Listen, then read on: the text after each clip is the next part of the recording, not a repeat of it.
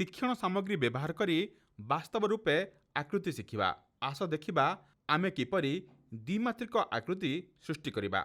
एथिपाई मु एक जिओ बोर्ड को एक तालीम सामग्री भाबे व्यवहार करुछि।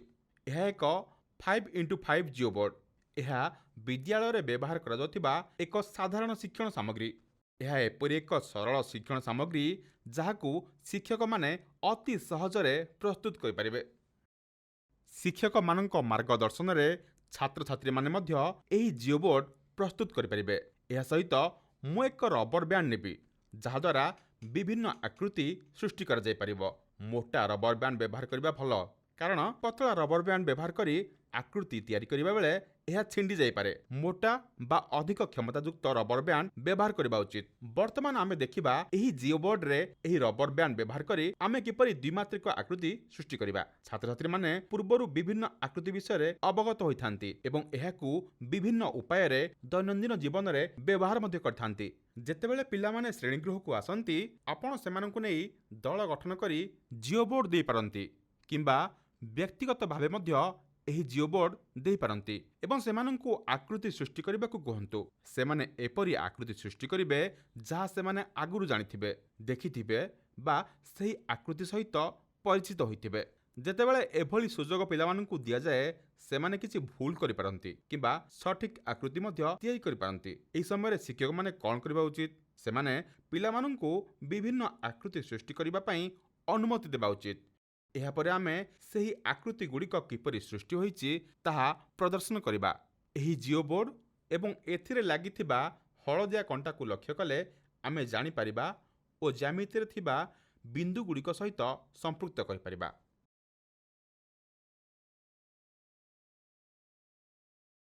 वर्तमान मु 1 2 3 4 5 एही 5टी कंटाकू नै गोटिए नुआ आकृति सृष्टि करिबी। एबे एहा एपरि एक आकृति हेला जहाकू आमे रेखा बोली कहि परिबा। जेतेबेले आमे रेखार आकृति सृष्टि बा तैयारी करूछु एहा अनेक गुड़िए बिंदु को नै गठित होइथाय। एहीपरि आमे अनेक रेखार आकृति तैयारी करि परिबा। वर्तमान प्रश्न उठे एक रेखा केतोटी बिंदुर समाहार? आमे चिंता करि परिबा जे एक रेखा अगणित बिंदुर समाहार। एक आकृति सृष्टि करिबा बेले आमे जेपरि गोटिए बिंदु को आधार भाबे नेबा सेथि प्रति ध्यान देबा आवश्यक। मु एही कंटाटी को आधार भाबे नेउछि। एबे देख मु एही बिंदु को नेछि। तापरे तळ भागरे एक आकृति सृष्टि करिबा पई अन्य दुईटी बिंदु मध्य नेबी।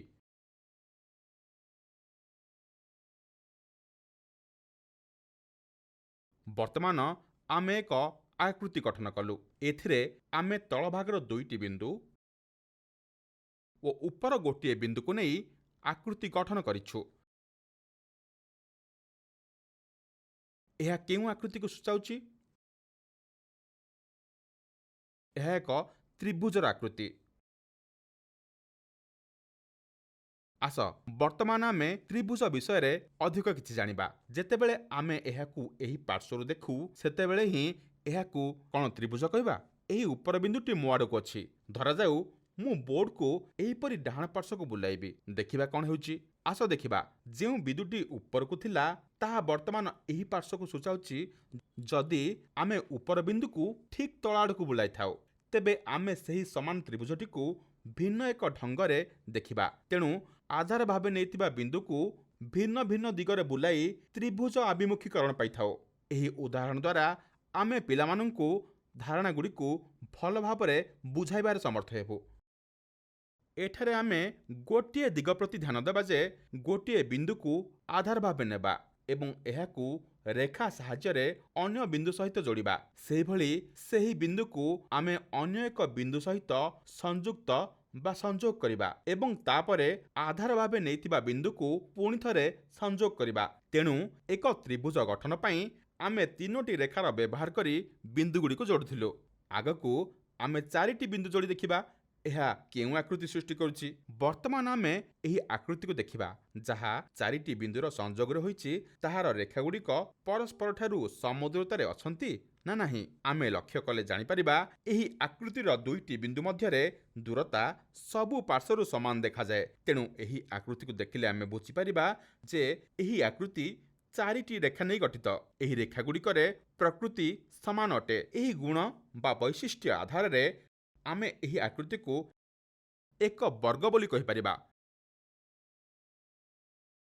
ଆମେ ସୃଷ୍ଟି କରିଥିବା ପ୍ରତ୍ୟେକ ଆକୃତିକୁ ଯଦି ଆମେ ଧ୍ୟାନ ଦେବା, ତେବେ ଆମେ ଦେଖିବା ଯେ ପ୍ରତ୍ୟେକ ଆକୃତିର ଶୀର୍ଷବିନ୍ଦୁ, ପାର୍ଶ୍ୱ ଏବଂ କୋଣ ରହିଛି।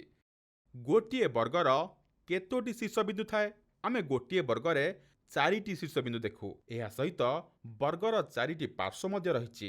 ଏହି 4ଟି ପାର୍ଶ୍ୱ ସମାନ ଓ ଏହାର ଲମ୍ବ ମଧ୍ୟ ଅଛି ବୋଲି ଆମେ ବୁଝିବା ଉଚିତ। ଏହି ଆକୃତିକୁ ଆମେ ଯେକୌଣସି ଦିଗରେ ବୁଲାଇଲେ ମଧ୍ୟ ଏହାର ଗୁଣ ବା ବୈଶିଷ୍ଟ୍ୟ ସମାନ ରହିଥାଏ। ଯେତେବେଳେ ଆମେ ତ୍ରିଭୁଜଟିକୁ ବୁଲାଉ, ସେତେବେଳେ ଆମେ ଲକ୍ଷ୍ୟ କରିବା ଯେ ଆକୃତିର ମୂଳ ଆଧାରଟିର ପରିବର୍ତ୍ତନ ହୋଇଥାଏ, କିନ୍ତୁ ଆମେ ଯେତେବେଳେ ଏକ ବର୍ଗକୁ ବୁଲାଉ, ଏହାର ଗୁଣ ଓ ଆଧାର ସମାନ ରହିଥାଏ। ଯଦି ଆମେ ଏହାର ସମସ୍ତ ପାର୍ଶ୍ୱ ଏବଂ ଏହା ଦ୍ୱାରା ସୃଷ୍ଟି ହୋଇଥିବା କୋଣକୁ ଦେଖିବା, ଆମେ ଜାଣିପାରିବା ଯେ ଏହି କୋଣଗୁଡ଼ିକ ପ୍ରତ୍ୟେକ ବିନ୍ଦୁରେ ସମାନ ଅଟେ। ତେଣୁ ଏହାକୁ ଆମେ ସମକୋଣ କହିବା। ଯଦି ଗୋଟିଏ କୋଣର ପରିମାଣ 90 ଡିଗ୍ରୀ ହୋଇଥାଏ, ତେବେ ଆମେ ଏହାକୁ ସମକୋଣ କହିବା। ତେଣୁ ପରିଶେଷରେ ଆମେ ଏହା କହିବା ଯେ ଏକ ବର୍ଗରେ 4ଟି ଶୀର୍ଷବିନ୍ଦୁ, 4ଟି ସମାନ ପାର୍ଶ୍ୱ ରହିଛି ଏବଂ ଏହାର ସବୁ କୋଣଗୁଡ଼ିକ ସମକୋଣ ଅଟେ। ବର୍ତ୍ତମାନ ମୁଁ ଅନ୍ୟ ଏକ ଆକୃତି ସୃଷ୍ଟି କରୁଛି।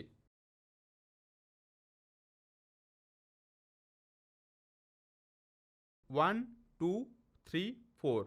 ଯଦିଓ ଏହି ଆକୃତି ମଧ୍ୟ 4ଟି ବିନ୍ଦୁକୁ ନେଇ ଗଠିତ, ଆମେ ଏହାକୁ ଏକ ବର୍ଗ ବୋଲି କହିପାରିବା କି? ଆମେ ଯଦି ବର୍ଗକ୍ଷେତ୍ରର ଗୋଟିଏ ବୈଶିଷ୍ଟ୍ୟକୁ ମନେ ପକାଇବା, ସେଥିମଧ୍ୟରୁ ଗୋଟିଏ ହେଉଛି ଯେ ବର୍ଗକ୍ଷେତ୍ରର ସମସ୍ତ ପାର୍ଶ୍ୱ ସମାନ। ଆମେ ଯଦି ଏହି ଆକୃତିକୁ ଦେଖିବା, ଆମେ କିଛି ଅଲଗା ଦେଖୁଛେ କି? ଏ ସମସ୍ତ ପାର୍ଶ୍ୱରେଖା ଲମ୍ବରେ ସମାନ କି? ନା। କିନ୍ତୁ ଯଦି ତୁମେ ଏହି ଦୁଇ ପାର୍ଶ୍ୱକୁ ଲକ୍ଷ୍ୟ କରିବ, ଯାହା ମୁଁ ବର୍ତ୍ତମାନ ଦେଖାଉଛି, ସେଗୁଡ଼ିକ ପରସ୍ପର ବିପରୀତ ଏବଂ ଲମ୍ବରେ ସମାନ। ସେହିଭଳି ଅନ୍ୟ ଦୁଇ ପାର୍ଶ୍ୱ ମଧ୍ୟ ସମାନ ଏବଂ ପରସ୍ପର ବିପରୀତ। ଯଦି ଆମେ ଏହି ଆକୃତିରେ ବିପରୀତ ରେଖାଗୁଡ଼ିକ ଗଣନା କରୁ, ଆମେ ଦେଖିବା 2 ଯୋଡ଼ା ବିପରୀତ ରେଖା ଅଛି, ଯାହାର ଦୈର୍ଘ୍ୟ ବା ଲମ୍ବ ସମାନ ଅଟେ। ଏହାକୁ ଏକ ବର୍ଗକ୍ଷେତ୍ର ସହିତ ତୁଳନା କଲେ ଜାଣିପାରିବା ଯେ ଏକ ବର୍ଗକ୍ଷେତ୍ରରେ ସବୁ ପାର୍ଶ୍ୱ ବା ବାହୁ ସମାନ, କିନ୍ତୁ ଆୟତକ୍ଷେତ୍ରରେ ବିପରୀତ ପାର୍ଶ୍ୱଗୁଡ଼ିକ ସମାନ, କିନ୍ତୁ ଉଭୟ ଚିତ୍ର 4ଟି ଶୀର୍ଷବିନ୍ଦୁକୁ ନେଇ ଗଠିତ ହୋଇଥାଏ। ଯଦିଓ ଆୟତକ୍ଷେତ୍ର ତାର 4ଟି ଶୀର୍ଷବିନ୍ଦୁରେ ସମକୋଣ ଗଠନ କରେ, ଯଦି ଏହାକୁ ଆମେ ବର୍ଗକ୍ଷେତ୍ରକୁ ବୁଲାଇବା ଭଳି ଯେକୌଣସି ଦିଗରେ ଏହାକୁ ବୁଲାଇଲେ ମଧ୍ୟ ଏହାର ମୂଳ ଆକୃତି ଏବଂ ଗୁଣ ସମାନ ରହିଥାଏ। ଏହିପରି ଭାବେ ଆମେ ଏକ ବର୍ଗକ୍ଷେତ୍ର ଓ ଆୟତକ୍ଷେତ୍ର ମଧ୍ୟରେ ପାର୍ଥକ୍ୟ ଓ ସମାନତା ଦେଖାଇ ପାରିବା। ଆମେ 3ଟି ଶୀର୍ଷବିନ୍ଦୁରେ ତ୍ରିଭୁଜ ଏବଂ 4ଟି ଶୀର୍ଷବିନ୍ଦୁକୁ ନେଇ ବର୍ଗକ୍ଷେତ୍ର ଓ ଆୟତକ୍ଷେତ୍ରର ଆକୃତି ତିଆରି କଲୁ। ଏହି ଆକୃତି ସହ ଅଧିକ ଶୀର୍ଷବିନ୍ଦୁ ଯୋଡ଼ି ଆମେ ବିଭିନ୍ନ ପ୍ରକାର ଆକୃତି ସୃଷ୍ଟି କରିପାରିବା। ଏଥିପାଇଁ 5, 6 କିମ୍ବା 7ଟି ଶୀର୍ଷବିନ୍ଦୁ ନେଇପାରିବା। ପ୍ରଥମ ଶ୍ରେଣୀରେ ପଢ଼ୁଥିବା ବେଳେ ପିଲାମାନେ ବିଭିନ୍ନ ପ୍ରକାରର ଆକୃତି ସହିତ ପରିଚିତ ହୋଇଥାନ୍ତି, କିନ୍ତୁ ସେମାନେ ଚତୁର୍ଥ କିମ୍ବା ପଞ୍ଚମ ଶ୍ରେଣୀ ପଢ଼ିବା ବେଳକୁ କ୍ଷେତ୍ରଫଳ, ପରିଧି ଏବଂ ଅନ୍ୟାନ୍ୟ ମାପ ବିଷୟରେ ପଢ଼ିଥାନ୍ତି। ଏହି ଧାରଣାଗୁଡ଼ିକୁ ସେମାନଙ୍କୁ ଜିଓ ବୋର୍ଡ ମାଧ୍ୟମରେ ଅତି ସହଜରେ ଶିକ୍ଷା ଦିଆଯାଇପାରିବ। ପିଲାମାନଙ୍କୁ ଆକୃତିର ଶିକ୍ଷାଦାନ କରିବା ସମୟରେ କୋଣର ଧାରଣା ଶେଷରେ ଦେବା ଉଚିତ। ଏଥିପ୍ରତି ଶିକ୍ଷକମାନେ ସଚେତନ ହେବା ଆବଶ୍ୟକ। ବେଳେବେଳେ କୌଣସି ଏକ ଶ୍ରେଣୀରେ ଯଦି ଆମେ ଏହି ଜିଓ ବୋର୍ଡ ପିଲାଙ୍କର ଏକ ଦଳକୁ ଦେଇଥାଉ ଏବଂ ବିଭିନ୍ନ ଆକୃତି ସୃଷ୍ଟି କରିବାକୁ କହିଥାଉ, ସେମାନେ ହୁଏତ କିଛି ନିର୍ଦ୍ଦିଷ୍ଟ ଉପାୟରେ ଆକୃତି ସୃଷ୍ଟି କରିପାରନ୍ତି, କିନ୍ତୁ ସେମାନଙ୍କ ମନକୁ ଆସୁଥିବା ଆକୃତି ସୃଷ୍ଟି କରିପାରନ୍ତି। ବେଳେବେଳେ କୌଣସି ଏକ ଶ୍ରେଣୀରେ ଯଦି ଆମେ ଏହି ଜିଓ ବୋର୍ଡ ପିଲାଙ୍କର ଏକ ଦଳକୁ ଦେଇଥାଉ ଏବଂ ବିଭିନ୍ନ ଆକୃତି ସୃଷ୍ଟି କରିବାକୁ କହିଥାଉ, ସେମାନେ ହୁଏତ କିଛି ନିର୍ଦ୍ଦିଷ୍ଟ ଉପାୟରେ ଆକୃତି ସୃଷ୍ଟି କରିପାରନ୍ତି ନାହିଁ, କିନ୍ତୁ ସେମାନଙ୍କ ମନକୁ ଆସୁଥିବା ଆକୃତି ସୃଷ୍ଟି କରିପାରନ୍ତି। ଆସନ୍ତୁ ଏପରି ଏକ ଉଦାହରଣ ଦେଖିବା। ସେମାନେ ହୁଏତ ରବର ବ୍ୟାଣ୍ଡ ଟାଣି ଅନିୟମିତ ଭାବରେ ଯେକୌଣସି କଣ୍ଟାରେ ଲଗାଇ ପାରନ୍ତି। ଆମେ ଯଦି ଏହିପରି କିଛି ଆକୃତି ଦେଖୁ, ଏହା ଏକ ନିୟମିତ ଭାବେ ପ୍ରସ୍ତୁତ ଆକୃତି ନୁହେଁ, କାରଣ ଏହା ବିଭିନ୍ନ ଦିଗରୁ ଅଲଗା ଅଲଗା ଦେଖାଯାଏ। ତେଣୁ ଆମେ ପିଲାମାନଙ୍କୁ ଜିଓ ବୋର୍ଡ ଦେଇ ଆକୃତି ସୃଷ୍ଟି କରିବା ପାଇଁ କହିବା ସମୟରେ ସେମାନଙ୍କୁ ଏକ ନିର୍ଦ୍ଦିଷ୍ଟ ସଂଖ୍ୟକ ଶୀର୍ଷବିନ୍ଦୁ ନେଇ ସମନ୍ୱିତ ଆକୃତି ସଂଗଠନ କରିବେ।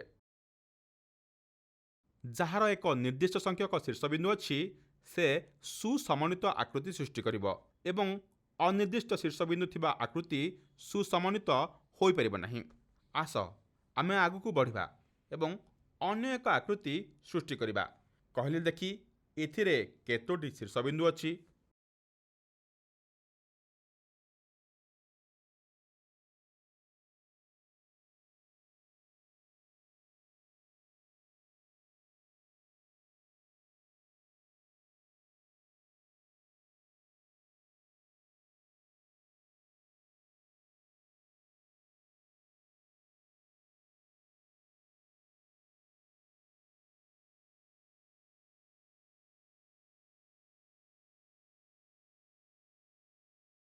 ମୁଁ ଏଠାରେ 5ଟି ଶୀର୍ଷବିନ୍ଦୁ ନେଇ ଏକ ଆକୃତିକୁ ସୃଷ୍ଟି କରିଛି। ତେଣୁ 5ଟି ଶୀର୍ଷବିନ୍ଦୁକୁ ନେଇ ଗଠିତ ଆକୃତିକୁ ଆମେ ପଞ୍ଚଭୁଜ ବା ପେଣ୍ଟାଗନ୍ କହିବା।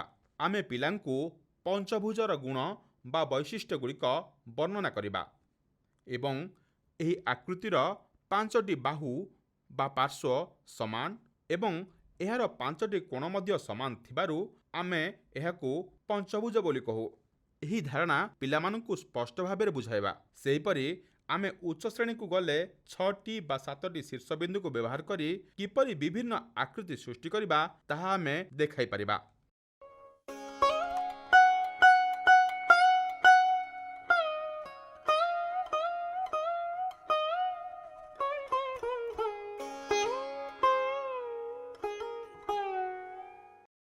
ଏହିପରି ଭାବେ ଆମେ ଜିଓ ବୋର୍ଡକୁ ବ୍ୟବହାର କରି ନିର୍ଦ୍ଦିଷ୍ଟ ଶୀର୍ଷବିନ୍ଦୁକୁ ନେଇ ଦ୍ୱିମାତ୍ରିକ ଆକୃତିର ଧାରଣାକୁ ବର୍ଣ୍ଣନା କରିପାରିବା।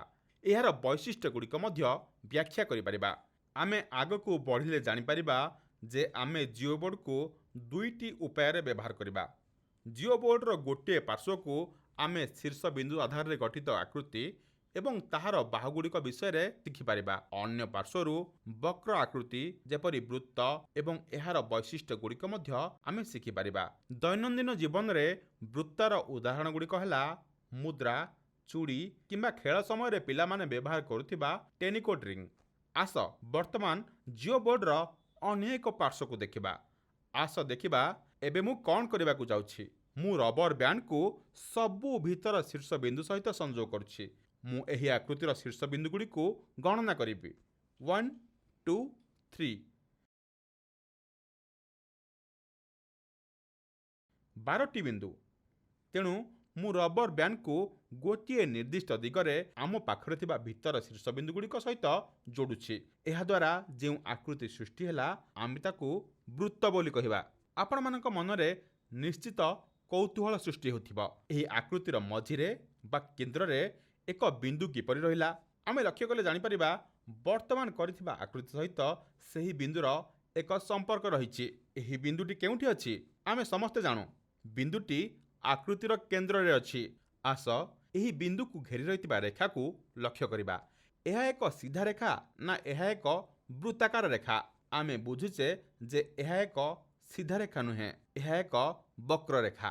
ଏହି ବକ୍ରରେଖା ଏକ ନିର୍ଦ୍ଦିଷ୍ଟ ଦିଗରେ ଗତି କରୁଛି। ଆମେ ଲକ୍ଷ୍ୟ କରିବା ଯେ କେନ୍ଦ୍ର ବିନ୍ଦୁଠାରୁ ସବୁ ଶୀର୍ଷବିନ୍ଦୁ ଦ୍ୱାରା ଗଠିତ ବକ୍ରରେଖା ପର୍ଯ୍ୟନ୍ତ ଦୂରତା ସମାନ ଅଟେ। ତେଣୁ ପ୍ରାଥମିକ ବିଦ୍ୟାଳୟର ପିଲାମାନଙ୍କ ପାଇଁ ବୃତ୍ତର ଧାରଣା ଏବଂ ଏହାର ଗୁଣ ବର୍ଣ୍ଣନା କରିବା ପାଇଁ ଆମେ ଏହି ପଦ୍ଧତିକୁ ବ୍ୟବହାର କରିପାରିବା। ଆମେ କହିପାରିବା ଯେ ଏକ ବୃତ୍ତରେ ସର୍ବଦା ଏକ କେନ୍ଦ୍ରବିନ୍ଦୁ ରହିବ। ଏହି କେନ୍ଦ୍ରବିନ୍ଦୁ ମଧ୍ୟରେ କ୍ଷେତ୍ର ରହିବ। କ୍ଷେତ୍ର ଚତୁଃପାର୍ଶ୍ୱକୁ ଲାଗି ରହିଥିବା ବକ୍ରରେଖାକୁ ପରିସୀମା ବା ପରିଧି କୁହାଯାଇପାରେ।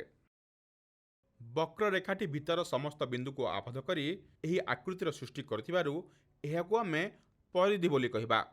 ଏହା ପୁରା ଆକୃତି ଗଠନ କରିଥାଏ।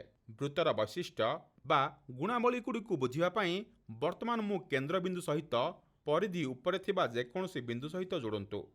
ବୃତ୍ତର ବୈଶିଷ୍ଟ୍ୟ ବା ଗୁଣାବଳୀଗୁଡ଼ିକ ବୁଝିବା ପାଇଁ ବର୍ତ୍ତମାନ କେନ୍ଦ୍ରବିନ୍ଦୁ ସହିତ ପରିଧି ଉପରେ ଥିବା ଯେକୌଣସି ବିନ୍ଦୁ ସହିତ ଯୋଡ଼ନ୍ତୁ। ଏହି ରେଖା ଯାହାକୁ ଆମେ ସଂଯୋଗ କଲୁ ତାହାକୁ ଆମେ ବ୍ୟାସାର୍ଦ୍ଧ କହିପାରିବା।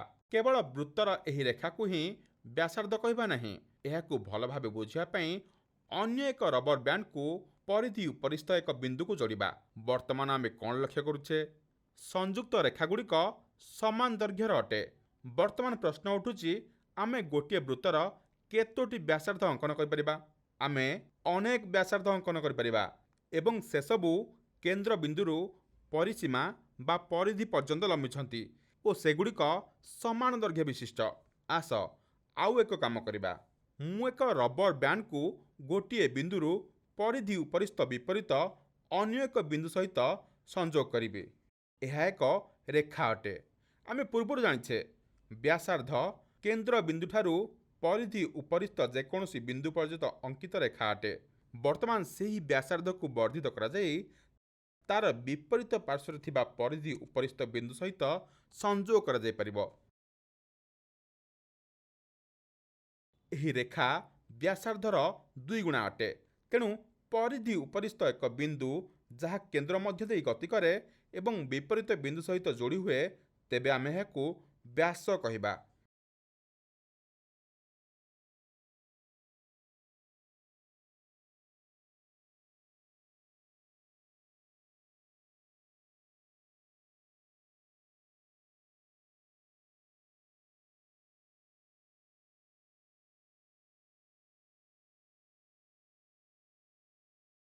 ସେହିଭଳି ପରିଧି ଉପରିସ୍ଥ ଏହି ବିନ୍ଦୁରୁ ପରିଧି ଉପରିସ୍ଥ ଅନ୍ୟ ଏକ ବିନ୍ଦୁ ନେଇ ସଂଯୋଗ କଲେ ଆମେ ଯେଉଁ ରେଖା ପାଇବା ତାହାକୁ ଆମେ ଜ୍ୟା ବୋଲି କହିବା।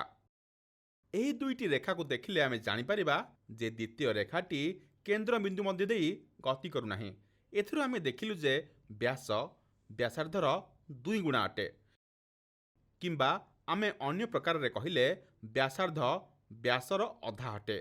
ଏହି ଉଦାହରଣ ମାଧ୍ୟମରେ ଆମେ ପିଲାମାନଙ୍କୁ ବ୍ୟାସ ଓ ବ୍ୟାସାର୍ଦ୍ଧର ବୈଶିଷ୍ଟ୍ୟଗୁଡ଼ିକୁ ମାପ ମାଧ୍ୟମରେ ବୁଝାଇ ପାରିବା।